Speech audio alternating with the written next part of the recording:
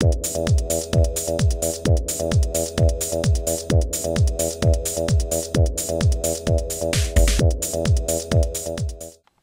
there folks, today I'd like to take a casual peek into the Marvel Legends Marvel's Drax action figure set by Hasbro.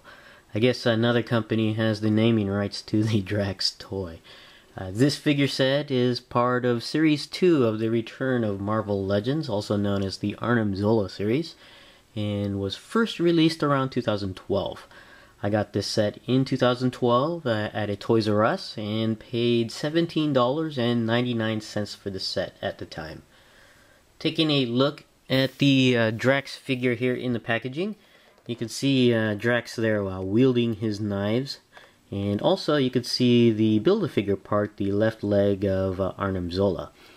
And of course we have this nice packaging art that I want to at least go over again because it's actually pretty nice. It does represent a style that's similar to the comics from where these characters are from, and you can really see some of the comic panels, and it's very nice, and it's very cool. Taking a look at the back of the package here, we have another picture of Drax, same as from the front, but just in a wider view. And we have a very brief description of Drax here. Down below that, we have the figures from the Arnim Zola series. We have Dark Wolverine, or Daken. We have Marvel's Wrecking Crew, and the picture of Thunderball here. We have Captain America, or Bucky Cap. And we have Drax, Phantom X, and Marvel's Madams. Pictured here is Madam Mask, and we have Spider-Man here in his big-time Spidey outfit.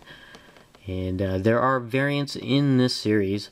We have variants of Dark Wolverine without the mask, and Spider-Man in his Future Foundation suit. And there are running changes for these figures.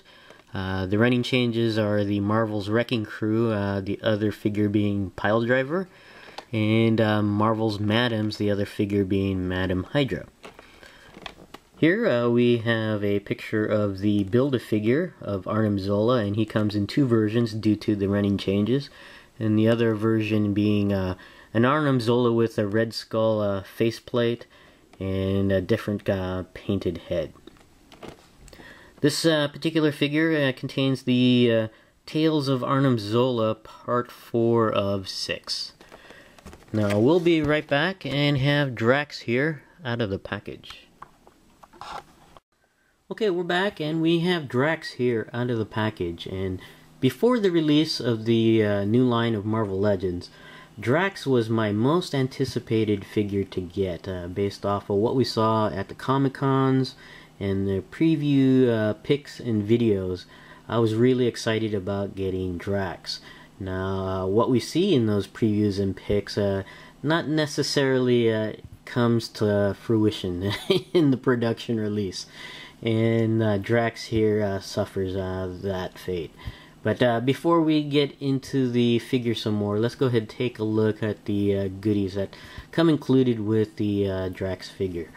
And to start off, we have here the Collect and Connect piece of the left leg of Arnim Zola. And it's a very nice piece. I really like it, and I do look forward to building Arnim Zola. And you can see some of the details on the leg here. You can see the banding throughout the leg, and the Kirby influence on the boot with the lines and circles there. Nice detail on the boots. And the best thing about this leg is the articulation joint at the ankle.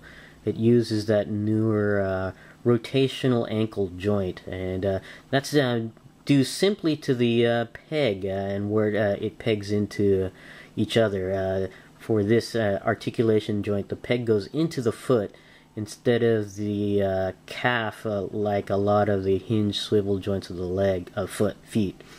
And just moving the peg location from the calf to the foot, you get that added rotational articulation ankle pivot, just by moving that one joint, and that's really cool.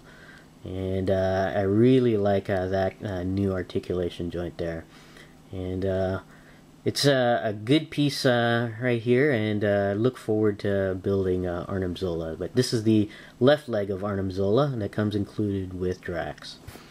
Next, let's go ahead and take a look at the Tales of Arnim Zola, which is part 4 of 6.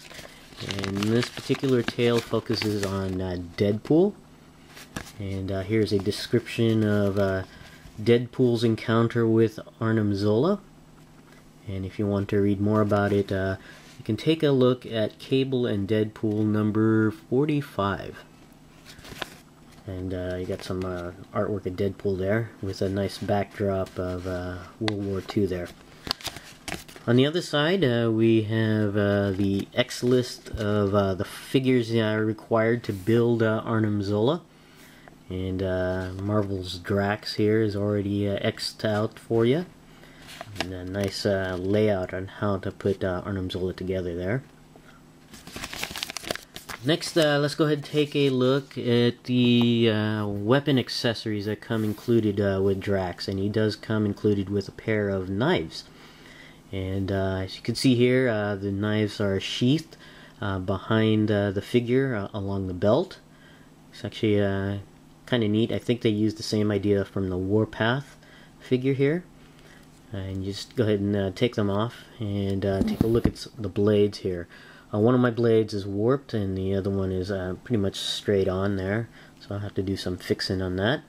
But taking a look at some of the details, the blade, they're essentially the same. So, but you can see there's some nice sculpting detail on the handle there. It's actually quite nice on there. A little bit ornate on there on the design. It's very cool. You can even see the 2 tips here on the handle. It's actually quite cool. And then you get the blade here, which is a straight edge blade there.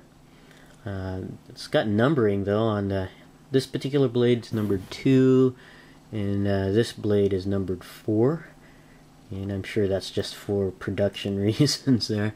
And the Drax figure can wield them actually a very tight grip on there. The way the hands are sculpted, the fingers are very close to the thumb, so getting the blade in and out of the Drax figure, his grip, it can take a little bit of work. You really have to do some squeezing and pushing and pulling on the fingers and thumb here just to get the blade into the figure. But once you have it on there, it's a very nice tight grip, and I'm not going to work at it at this time over here. But these are the 2 blades that come with Drax. Very nice. I really like those blades. Now taking a look at the Drax figure. And as I mentioned, what we see is not entirely what we get. And that's the case with this Drax. When I saw this figure on the shelves, I was a bit underwhelmed. I was really looking forward to getting this guy, but just based off what I saw here or see here, just really underwhelmed, which is unfortunate. And but taking a look at Drax, if you look at him closely, you'll know that he is basically the body mold of the male S.H.I.E.L.D. agent. Now, I'm a fan of reusing body molds. I don't mind it one bit, especially if they add things here or there to make a unique character, and they've done that here. Now, the only problem is the character itself of Drax. When you take the male S.H.I.E.L.D. agent and remove all of those straps that were on that figure, you'll find out that the upper torso area is rather slim. And for the character of Drax, it just is not the case. At least how I envision Drax. Drax, to me, was always a very big guy, a very buff guy, especially in the torso area. And using a slimmer body mold on a very buff and strong guy, it just doesn't quite fit. And it to me, it's a very slim Drax, and it's just not what I was anticipating. And that's the case here, and it just really just does not fit my picture of the character. But taking a look at some more details here, you can see Drax, very nice head sculpt on here, and I could see potential reuse of the mold for a Luke Cage figure maybe in the future. For Drax, it's nicely painted and nicely sculpted, and you can see silver eyes painted there, and the red tattoo-like work on his face, and a nice wash on the face as well.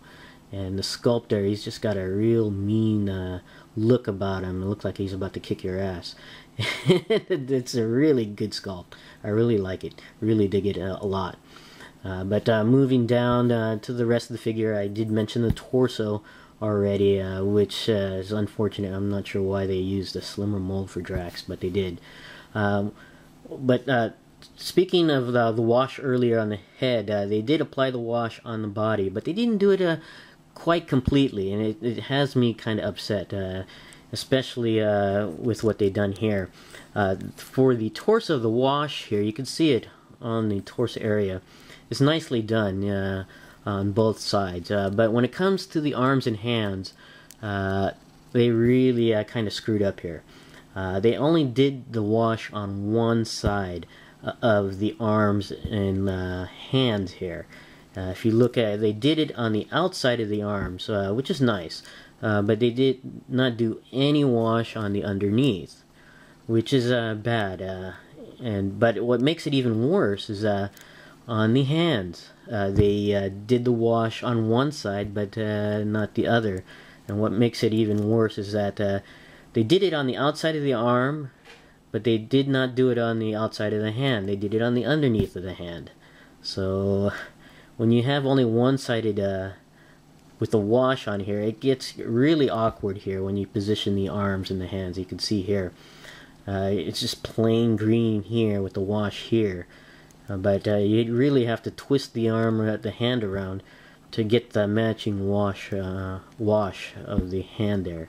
So about practically half the time it just looks awkward, which is really unfortunate on there. And just taking a look at the rest of the figure, you can see the other hand here has a nicely sculpted knife. It's part of the mold, so it's not removable on there, so which is unfortunate, but it's still nice detail here. The only thing I don't like about these hands, besides the paint wash, is that because this is the male shield agent body mold, they had a cut on for the glove, and when they reused the hand here, Hasbro decided to become cheap and not use 2 points of or 2 pieces of plastic for a rotational hand or a hinge joint. They opted to go with 1 plastic piece for the hand, so there is no wrist articulation other than at the forearm here, so you really can't bend the hand up or down, which I think is required for a character, especially like Drax here, because he's a knife wielder in here, and having that added posability at the hands would have been really, really nice, but they decided to opt to go with a single piece of plastic here. Nice sculpt here, though, with the knife at the wrist. Taking a look at the rest of the figure, you can see the male shield agent legs here, reused, and nice paint on there on the legs there, and you got the belt I forgot to mention, which is a loose piece of plastic here, and just becomes a bit of a hindrance at times when you pose it, and we'll get into that at the articulation. But here is a newly sculpted lower leg here with the leggings, the pant leggings, which is nice. It's very well sculpted, and then you got the boots here. I don't know if they're steel tipped or maybe titanium tipped, but very nice boots here, really for kicking butt. So literally, so. But going over the articulation for Drax, the head does go all the way around, and does go down and up quite a ways, which is nice, and also tilt side to side as well as the forward and back movement on there. The arms go all the way around at the shoulders as well as out and in. And I do have to mention these shoulder joints. They are reuse of the male shield agent body mold. And much like the Steve Rogers, they did not paint along the hinge here, mainly due to probably paint rub there. And one thing I did notice is that in the package, the arm was inside out, so I did not know that there was going to be tattoo work on the shoulder until taking it out of the package there. So that's still kind of nice, despite the lack of paint on that hinge joint on there. But the arms do go out and in, as well as all the way around at the bicep area. The elbows do bend at 2 points on a hinge joint, and the hands go all the way around at the forearm. The torso bends downwards, up, and very far back, which is nice, as well as all the way around. Now, with this belt here being loose, I could understand why they put it loose, to hide the break in the articulation for this figure here. But this belt is a little too tight along the waist here. And when you twist the torso, the belt tends to ride up here. It would have been nice if it was just a little bit looser, or just plainly glued down, but decided not to do that. The legs do bend upwards, down and back, and out to the side with the manipulation of the ball joint there. The knees do bend at 2 points, which is nice. And the feet do bend up and down, as well as go all the way around at the ankle. And one nice thing about this lower leg sculpt is they did not sculpt the cuff of the pants very tight against the foot or a boot here, which is nice, which allows a wider range of movement. It doesn't restrict the movement of the boot, which is cool. Nicely planned on that part there. Overall, a figure I was really looking forward to getting, but despite some of the, I don't know if it's a QC issue or just a really production issue with this paint wash on here, and I wish they had used a wider torso for this figure. But this is my casual peek into the Marvel Legends Drax figure. Thanks for watching, and I'll see you guys next time.